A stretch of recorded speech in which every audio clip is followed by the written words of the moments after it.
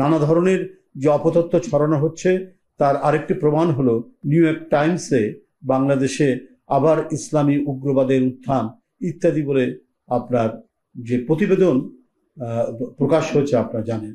তো এর পিছনে নিশ্চয়ই কারা জড়িত সেটাও বাংলাদেশের মানুষ জানে, এবং আজকে যারা পরাজিত শক্তি, সেই পরাজিত শক্তি এবং তাদেরকে যারা মদদ দেয় তাদের যৌথ প্রচেষ্টা এর মধ্যে থাকতে পারে।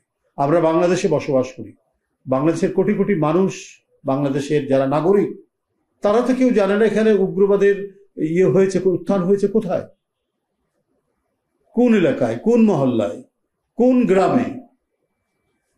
এখানে যারা ধর্মপ্রাণ মানুষ তারা উপাসনালয়ে যাচ্ছেন, মসজিদ, মন্দির, প্যাগোডায়। যারা অন্যান্য সাংস্কৃতিক কর্মকাণ্ডের মধ্যে রয়েছেন তারা তাদের সাংস্কৃতিক কর্মকাণ্ড করছেন। বরং ফ্যাসিবাদের ছোবল নেই, বিষাক্ত ছোবল নেই। মানুষ একটু নির্বিঘ্নে তার ধর্ম পালন করতে পারছে, মানুষ তার দৈনন্দিন কাজকর্ম করতে পারছে, পেশাজীবীরা তাদের যে পেশা সেই পেশায় নিয়োজিত থাকতে পারছে।